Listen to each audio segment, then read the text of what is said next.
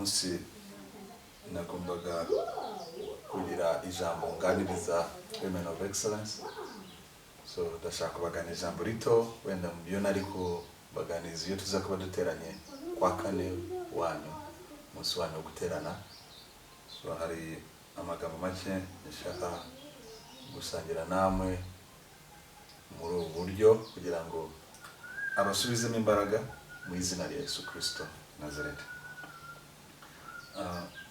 Ijambo nshaka gusangira namwe riri mu rwandiko Paulo yandikiye Abakorinto wa kabiri igice cya 4 umurongo wa 7. Ndaza gusoma mu Cyongereza wenda yaragize kubisomura mu Kinyarwanda.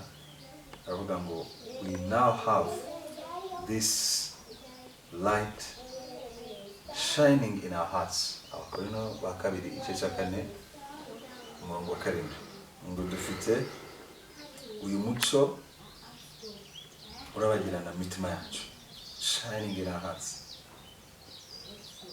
Uyu muco ni muco w'ijambo ry'Imana, ni umuco wa Kristo, ni umuco ubutumwa bwiza twakiriye uko Kristo twamakiriye, kuko ni umuco uko twamakiriye natwe. Uyu muco urimo mu mitima yacu, niko Paulo avuga. Uyu muco urimo mu mitima yacu kandi urarabagirana. But we ourselves are like fragile clay jars. Ariko twe ubwacu tumeze nk'inzabya zoroshe, containing this treasure. Inzabya zoroshe zirimo ubu butunzi. So ubutunzi bw'umuco uturimo buri mu nzabya zoroshe, kandi uyu muco niwo butunzi dufite.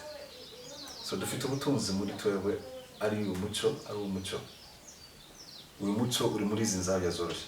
This makes it clear that our great power is from God, not from ourselves.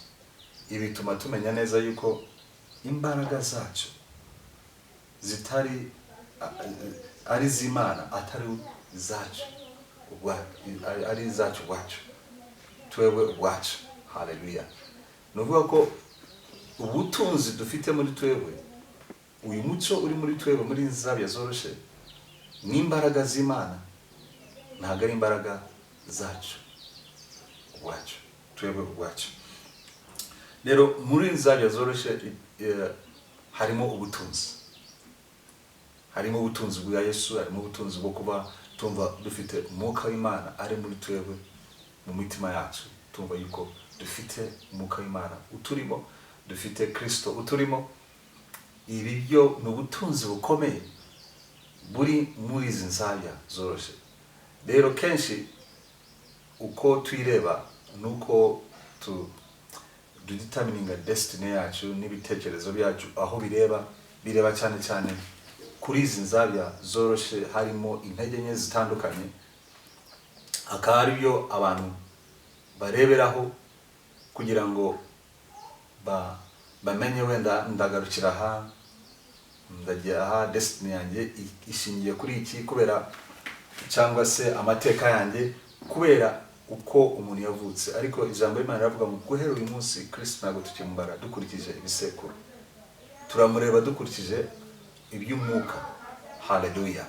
So rero twebwe tugomba kureba ubutunzi buturimo, impano ziturimo, iby'Imana yadushizemo ubu butunzi, kureba uburyo dubasha gukorera cyangwa se kugendera kuri ubu butunzi bukomeye, uyu muco ukomeye uturimo uri mitima yacu, muri izi nzabya zoroshe, kugira ngo iki gihe tumenye imbaraga z'Imana zidukoreramo atari zacu bwacu. Iyo uwenje umuntu akamubaza ukamwira ndakorera Imana, kenshi umuntu arareba akareba akavuga wenda simfite izi mpano, sinzi wenda kuvuga, akirebera muri limitations zitandukanye. Ariko ntabwo tugomba kurebera muri izi nzabya zoroshe, tugomba kurebera mu mbaraga z'Imana, nubwo butunzi buturimo, n'uyu muco turimo. Bibiliya iravuga ngo byukora bagirane kuko umuco wawe uje ukugana. Ni ukubyuka ukaba arabagirana kuko uwo muco wawe uje kugana. Rero ni igihe cyo guhaguruka mu izina rya Yesu Kristo, udakurikije inzabya zoroshe, limitation zisanzwe z'imbiri yacu. Ari na wenda iyo tuvuga ibintu by'umumama gukorera Imana, hari urebera no muri iyo ikambera limitation, kubera ko bikambera inzitizi ku buzima bwe, kubera yuko yumva yuko ari umumama bafite ibintu bitandukanye. Hariho na programme hanze zitandukanye z'ibitekerezo zo mu isi, kurebera empowerment y'abagore, kubafasha muri butandukanye. Ariko mu buryo bwo mu mwuka hari ubutunzi burenze izi nzabya zoroshe z'imbiri yacu. Y'Imana ireba muri twebwe. Iyo Mwuka Wera, ntabwo hariho Umwuka Wera ufasha abadamu gutandukanye n'ufasha abagabo. Mwuka Wera ni umwe kuri bose, ku bantu bafite imibiri bose. Biravuga ngo nzasuka umwuka wanjye ku bantu bafite imibiri bose. Ubona ubutunzi bukomeye kuba Umwuka Wera yaza ku bantu bafite imibiri bose. Ngo abasore bazahanura berekwe, ngo abakobwa banyu n'abasore banyu bazahanura, kubera Umwuka Wera yamanutse abantu bafite imibiri bose. Hallelujah. Rero nta limitation, kugira ngo imbaraga zidukoreramo tuzumve neza ko atari izacu bwacu, ari imbaraga z'Imana. Turizera yuko Imana iza guhagurutsa abagore b'intwari muri mwebwe, mube abagore nk'uko iryo jambo rivuga, abakobwa n'abagore ba excellence mu izina rya Yesu Kristo, batinya Uwiteka, bafite ubutunzi bukomeye muri bo bugaragara, byaba ari mu gihugu cyacu, byaba ari ku isi, byaba ari mu ngo zacu, n'uburyo abantu barera abana babo bakabarera nk'abakozi Imana bakomeye. Kuko Imana hari umugambi yashyizeho kuri buri muntu wese, no muri church, nubo bamwe muri traditions za kera n'imico yagiye ibaho kera, ugasanga bamwe baragereza gushiraho imico itandukanye no kubuza abantu kuvuga, no kubuza abantu kuvayo mu mico yabo, kuvayo no gukora kw'Imana, kuba kumva yuko Imana itakoresha abo bantu. Ariko n'imbaraga z'Imana ni uyu muco ukorera mu nzabya zoroshe. Hallelujah. Mu nzabya zoroshe. Hari n'uwavuga akumva yuko hari n'icyanjye kivuga ngo ni abagore ni inzabya zoroshe, ariko twese mu mbiri yacu turi inzabya zoroshe. Hallelujah. Twese hano ntabwo byavugaga ku mugore gusa, ni umuntu wese afite aho uko yoroshe muri uyu mubiri. Hari limitations zitandukanye ku buri muntu wese uri muri uyu mubiri, hari limitations zitandukanye. Ariko uyu mubiri nawo ni mudaduha kuba hano ku isi, kuko uyu mwuka wavuye mu muntu, uyu mubiri usigara ari igitaka gisubira mu gitaka kigenzi cyacyo. Ariko umwuka muri twebwe ugahita ujya kumara. Rero muri uyu mutima yacu, muri iyi myuka yacu, niho Imana, Bibiliya avuga ngo ku muntu ukijije umwuka wahindutse umwe n'Uwiteka Imana yacu. Nuvuga ko muri twebwe, biravuga ngo uri muri twebwe aruta wa wundi uri mu isi.